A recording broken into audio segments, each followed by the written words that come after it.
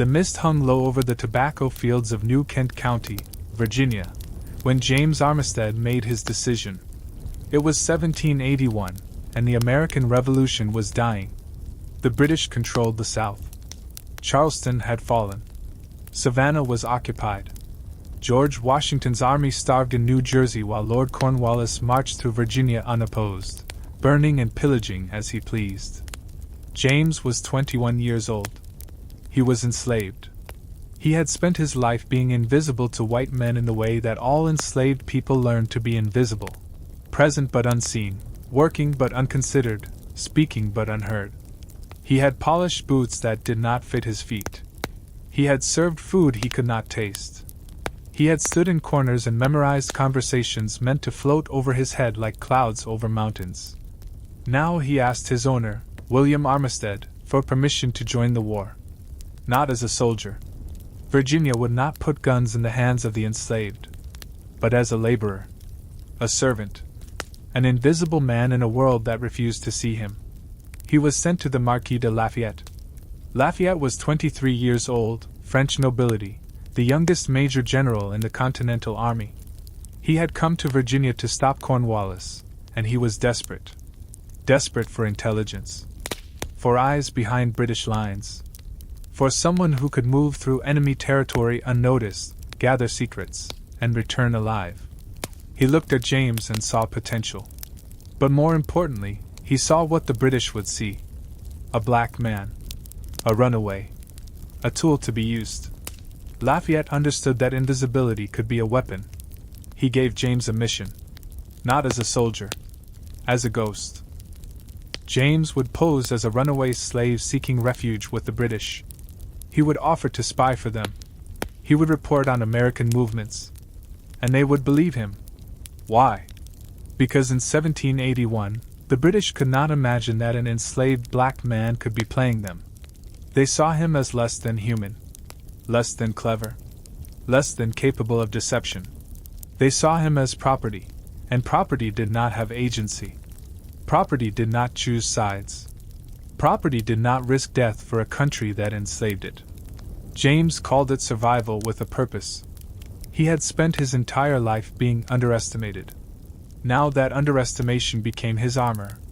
The British camp at Portsmouth, Virginia, was a small city of white tents and red coats.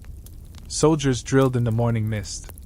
Officers drank tea and planned the destruction of the rebellion. It looked orderly, civilized, inevitable. James walked into this world and offered his services. The British accepted him not as a recruit, but as a resource. A human intelligence asset. He became a fixture. He carried water. He polished boots. He served food.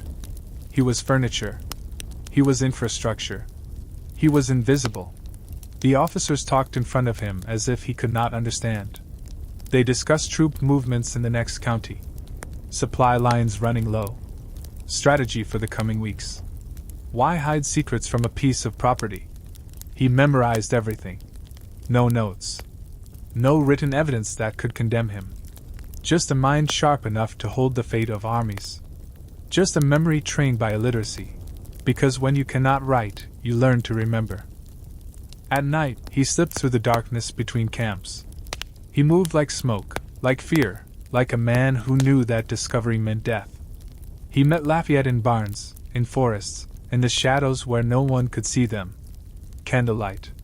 Sweat. The smell of horses and danger. But here was the genius of the operation. James did not simply report British secrets. He fed the British lies. On Lafayette's orders, he told them the American forces were weak, scattered, unprepared for a major engagement. He confirmed their suspicions of American incompetence. He assured them that Lafayette's forces were too small to threaten them, that Washington was pinned down in New Jersey, that the French were unreliable allies who would not commit to a major battle. The British believed him. Why wouldn't they? He was risking his life to help them. He had proven his loyalty with accurate information Lafayette chose to sacrifice to build James's credibility. He had betrayed his own people, or so it seemed. He had earned their trust by helping them win minor victories, or so they thought. He was now a double agent. The most dangerous game in espionage. One mistake. One moment of suspicion. One officer who looked too closely into his eyes and saw the intelligence there, the hatred there, the hope there. And he would die. Not as a soldier, with honor and a grave, but as a spy. A hanging offense. A black man who dared to outsmart white men. They would make an example of him. They would leave his body as a warning. Every day, he wore a mask.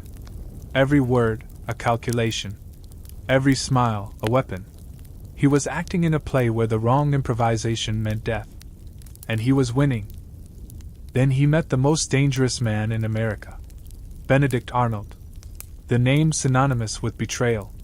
Once an American hero, wounded at Saratoga, now a British general, burning and pillaging through Virginia. He knew this land. He knew these people. He needed someone who knew them better. Arnold looked at James and saw a runaway. He saw a tool. He extended his hand. James looked at the traitor. The man who tried to sell West Point to the British. The man who conspired to capture George Washington.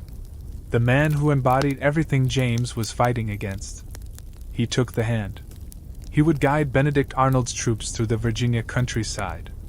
He would help the traitor navigate the terrain he grew up on, the rivers he swam as a child, the forests he hunted in secret, while reporting every move to the men Arnold betrayed. Think of the risk. Think of the pressure. A single mistake, a single moment of hesitation, and Benedict Arnold, one of the most paranoid, suspicious men in military history, would see through him. And then, if discovered, he would hang. If successful, he would still be a slave. August 1781. Lord Cornwallis, commander of British forces in the south, made a decision that would end the war. He would consolidate his army at Yorktown, a peninsula surrounded by water on three sides. Easily defensible, he believed. A position of strength, he believed. A place to wait for reinforcements from New York, from the Caribbean, from the vast British Empire that had never lost a war. He believed the Royal Navy controlled the Chesapeake. He believed 15,000 reinforcements were sailing to meet him. He believed the Americans were too weak, too divided, too exhausted to attack a fortified position. He believed these things because James Armistead had told him so. But James had also told Lafayette the truth. Cornwallis was consolidating at Yorktown. If the French fleet could reach the Chesapeake before the British reinforcements arrived, Cornwallis would be trapped. No escape by land. No escape by sea. A peninsula becomes a prison. Washington moved. The greatest deception of the war. He pretended to attack New York, then marched south with his entire army. The French moved. Admiral de Grasse sailed for the Chesapeake with 28 ships of the line. The news tightened. And Cornwallis, confident in his superior position, waited for ships that would never arrive. September 5, 1781. The French fleet won control of the bay. Cornwallis was trapped. He still did not understand how completely. He still believed the Americans could not mount a serious siege. He still believed James Armistead's reports of their weakness. For 3 weeks, the bombardment continued. The Americans and French dug closer, until their trenches were within musket shot of the British lines. Cornwallis tried to break out, to escape across the river. A storm stopped him. He was out of options. On October 19, 1781, Cornwallis surrendered. 8,000 British troops marched out of their trenches, laid down their arms, and became prisoners of war. The largest British army in America, captured. The war was effectively over. The world would remember this moment. The paintings would show Washington and Lafayette, noble and victorious. The history books would call it the Battle of Yorktown, the decisive victory of the American Revolution. But the man who made it possible? He watched from the shadows. He had no place in the ceremony. He had no sword to surrender, no honor to claim. He had only the knowledge that he did this. That his courage, his intelligence, his deception of the enemy, created this moment. He had just changed the course of history, and he was invisible again. victory, independence, freedom. The words taught to generations of American children. For everyone except James Armistead. He returned to slavery. His owner, William Armistead, received him without ceremony. The war was over. The emergency that allowed enslaved men to serve had ended. And James's service as a spy did not qualify for the 1783 emancipation law passed by Virginia. Soldiers go free. Spies stay property. The logic of a slave society, written into law. You can risk your life for liberty, but you cannot claim it. He returned to the fields. The same work, the same sun, the same unending labor. But something had changed in his eyes. He had seen the world. He had shaped the world. And he had been returned to this. He petitioned the Virginia legislature. Once. Twice. The first petition, in 1784, was ignored. The second, in 1785, was rejected. The country he helped create refused to recognize his humanity. They took his service. They took his intelligence. They took his victory. But they would not take his chains.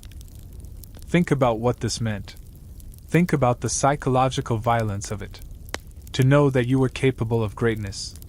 To have proven it, at the risk of your life, to the most powerful men in the world. And then to be told that you were still nothing. Still property. Still invisible. He had given liberty to a nation. They would not give it to him. 2 years after the war, the Marquis de Lafayette learned that his intelligent and brave spy, the man who made Yorktown possible, was still enslaved. He wrote to the Virginia General Assembly. Not a request for mercy, but a statement of fact. He called James's service essential to the success of the Allied arms. He praised his bravery and fidelity. He put his own credibility on the line for a man the world had forgotten. In 1786, the Virginia House of Delegates voted. In 1787, the Senate affirmed. James Armistead was finally, legally free. And then he did something extraordinary. Something that defied every expectation of his era, his status, his supposed limitations. He took Lafayette's name. He became James Armistead Lafayette, a former slave, naming himself after French nobility, in the state of Virginia, in 1787. A declaration of dignity that no law could grant, and no master could take away. He was James Armistead Lafayette. He had made himself. He farmed. He lived. He voted, one of the few black men in Virginia with that right, before the laws tightened, before the possibilities narrowed. He became a respected member of his community, a landowner, a citizen in all but name. But history moved on without him. The story of Yorktown became the story of Washington's leadership, of French assistance, of military strategy. The spy who made it possible was reduced to a footnote, then forgotten entirely. In 1824, Lafayette returned to America for a final tour. He was old now, beloved, the last living major general of the Revolution. Crowds cheered him in every city.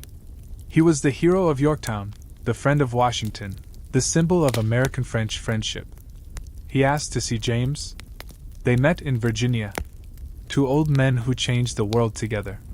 One white, one black, one rich, one modest, bound by a secret history. They embraced. They remembered. The moment was recorded in newspapers. James Armistead Lafayette died in 1830. He lived to see 50 more years of American history. He saw the Louisiana Purchase double the size of the nation he helped create. He saw the War of 1812, when America fought Britain again and won. He saw the Missouri Compromise, the first great battle over slavery, the first cracks of the Civil War that would eventually destroy the institution he had survived. But he never saw his name in a history book. A monument. A mention in the story of American independence. The man who won Yorktown, the battle that won the war, was erased. Not because his story was unknown. Lafayette told it. The Virginia legislature recorded it. Military archives held the evidence. But America was building a myth, and the myth required certain faces. Certain narratives. A particular story of white founding fathers, of noble European allies, of manifest destiny written by the educated and the powerful. A black spy who outsmarted the British Empire? Who proved that the enslaved were not inferior, not incapable, not content with their condition. Who demonstrated that intelligence and courage know no color, no status, no chains? That story was inconvenient. It complicated the narrative of white supremacy that justified slavery. It challenged the assumption that black Americans were passive recipients of freedom, granted by white generosity, rather than active agents of their own liberation. It proved that the founding of America was not a white story, but a human story, a complicated story, a story of interdependence and shared sacrifice across lines of race and class. Think about the generations of black Americans who grew up believing their ancestors had been passive in the face of slavery. Who never knew that a black man had outsmarted the British Empire, had helped win American independence, had proven his equality and his humanity to the most powerful men in the world. Think about what that knowledge might have meant. Think about what its absence cost. We are taught that history remembers the worthy, that merit earns memorial, that courage is rewarded with recognition. James Armistead Lafayette exposes the lie in all of this. He was brilliant. He was essential. He was loyal to a country that refused to be loyal to him. And we forgot him because forgetting served a story we wanted to tell about ourselves. But here is what remains. Every freedom we have, every right, every vote, every word we speak without fear, was paid for by people whose names we'll never know. People who risked everything for a nation that wouldn't even acknowledge their humanity. People who believed, against all evidence, that the future might be different from the past. James Armistead Lafayette didn't fight for glory. He fought for a possibility. That someday, somehow, the country he helped create might live up to its own promises. That the words, "All men are created equal," might someday include men who looked like him. That the freedom he won for others might eventually reach him, and his children, and his children's children. He never saw that day. He died in 1830, still a second-class citizen in the nation he had made possible. The Civil War was 30 years away. Emancipation was 30 years away. The Civil Rights Movement, the Voting Rights Act, the possibility of a black president, all more than a century in his future. But we can see it.